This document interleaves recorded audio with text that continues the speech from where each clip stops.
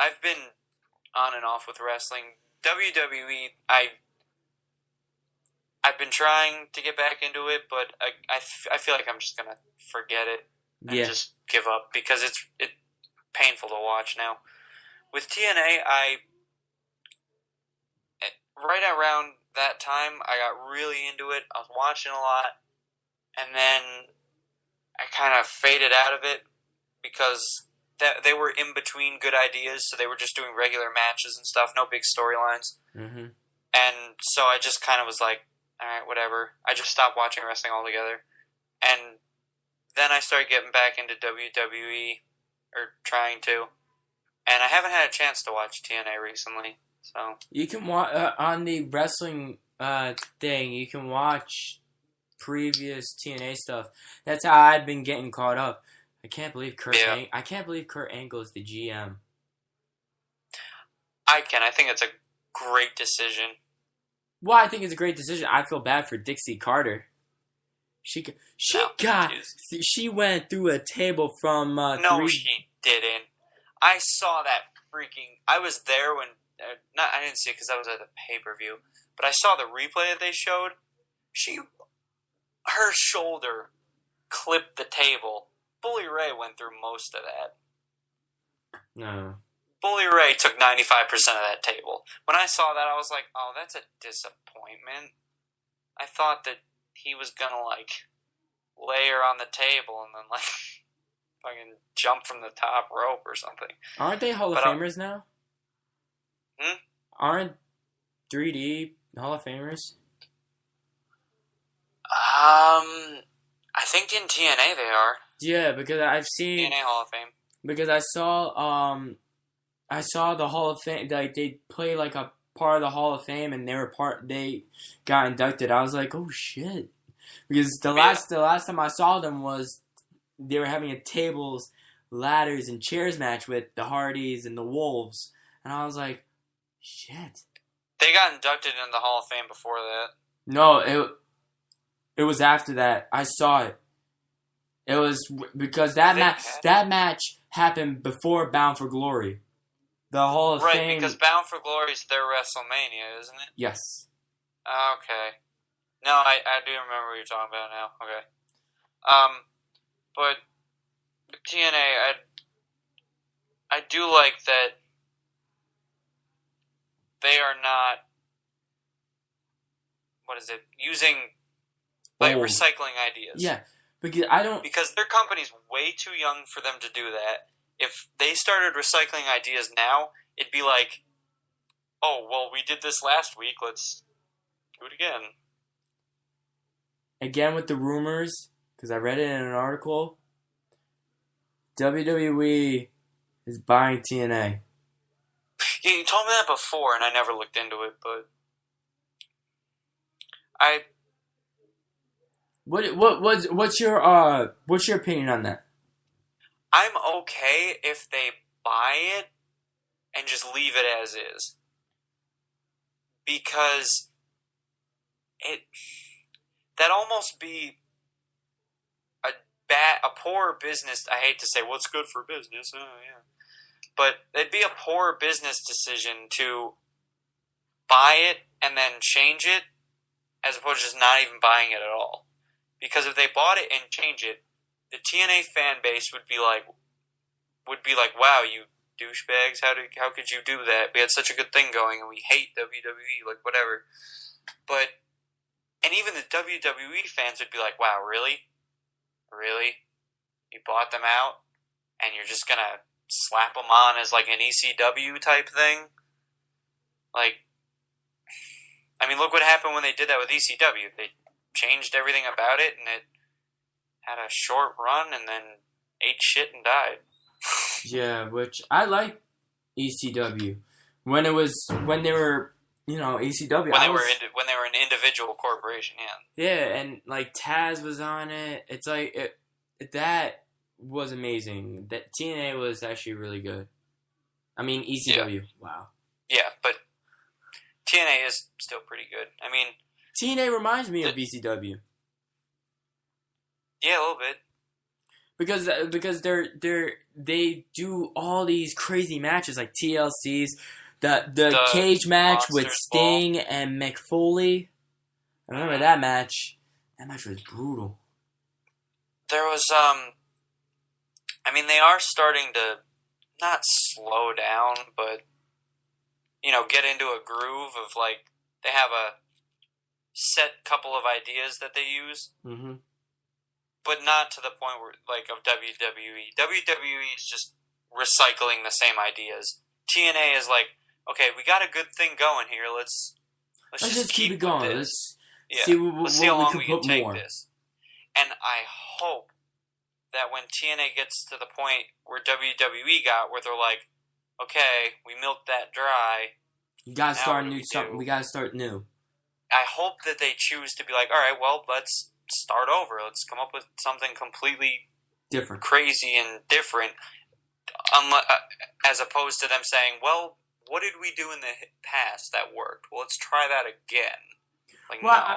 I don't mind them going back in the past if they bent it. If they bend what they're going to use in the past, but they bend it to an extent where it's like, okay, they're not going to be, it's not noticeable, but it's a different change.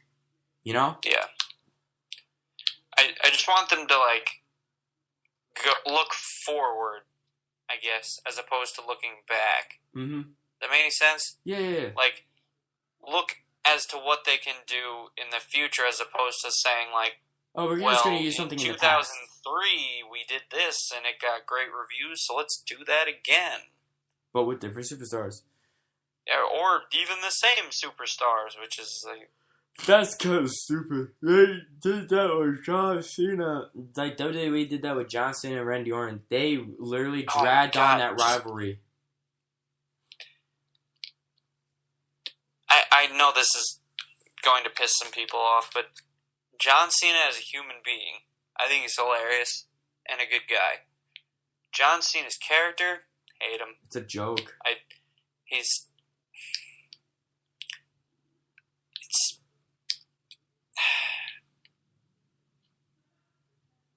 That's just, again, another thing with WWE that they recycled. They made him their poster boy and then kept him their poster boy, and he's still the poster boy, and now they realize that he's the poster boy, so they're even using it more. And they're not giving anybody else a chance, and it's like, well, what title match should we do? Well, it's obviously going to be John Cena versus fill in the blank, and it's like, John Cena has nothing to do with this. Oh, throw him in anyway. Because they want him to beat the title record of Mick Foley, because if he beats Brock Lesnar at Survivor Series, he'll be the 16-time champion. He's tied with Ric Flair. Is he really? Yes, he is. He's 15-time right now. Alright, well, so he's one short. Yeah, and if he beats Brock Lesnar in Survivor Series, he'll be tied. And if they do that, I might just, like, I'm gonna be pissed. That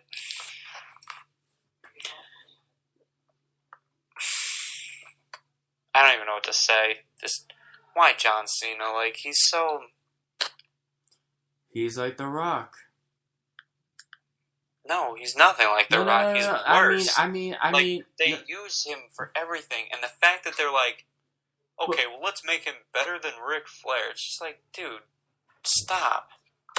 What I mean by he's like The Rock, I mean doing movies, doing this, doing that. Rock did that, and he when Stone Cold Steve Austin was out on injury and had to have surgery, Rock had to carry the company. Rock had to do this. Rock had to do that. Rock was promoting. Rock was doing movies. Rock was being the champion. Rock was doing this.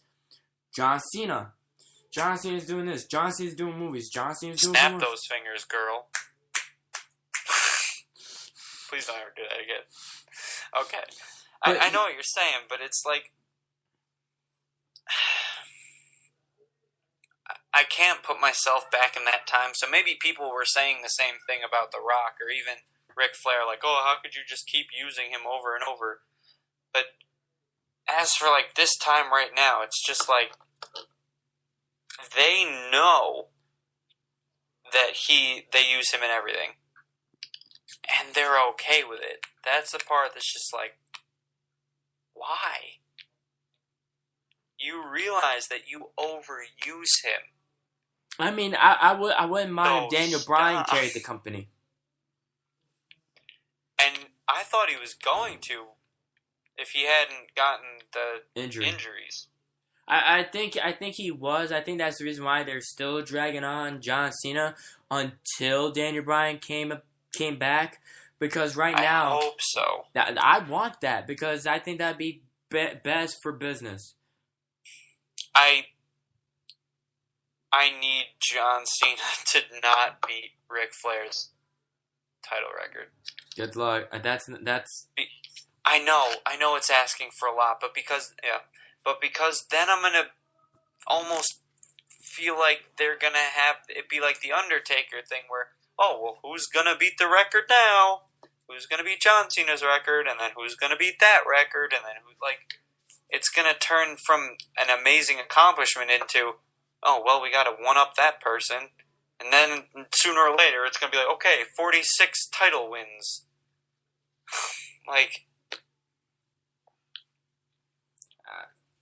The whole point of that, Ric Flair being that, was it's supposed to never happen again. Too late. Next thing you know, they're going to be trying to beat Undertaker's record. With who? John Cena, probably. No. I know that was a joke.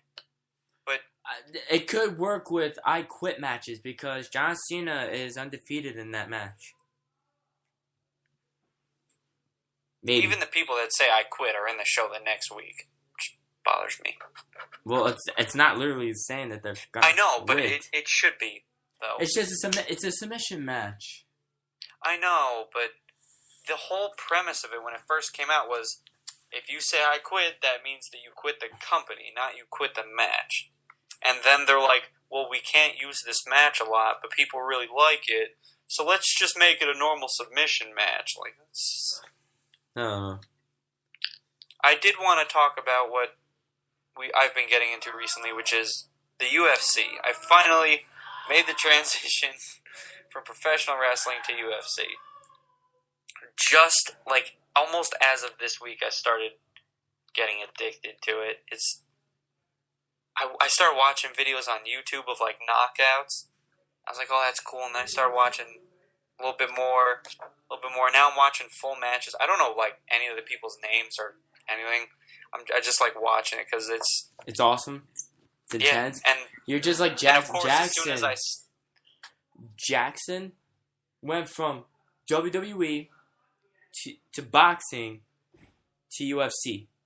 So I'm like, I did kind of the same thing. I've always been into boxing because you remember that boxing game that I had? Yes, and what's his name has the game too.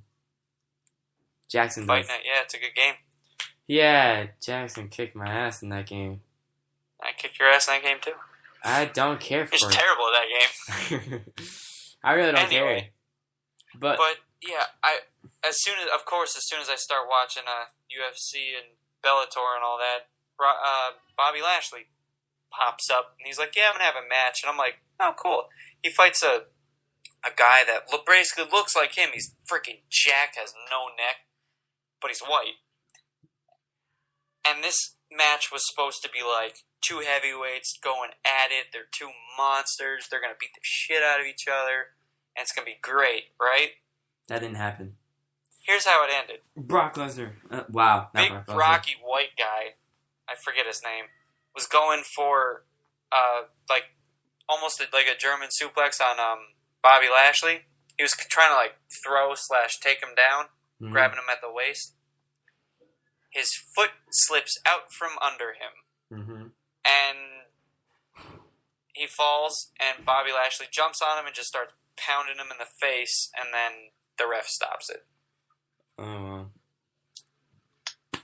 well, it's that time. Next week, we will have a show like this, except not so many damn episodes. So I'm out. He's out. Deuces. See ya.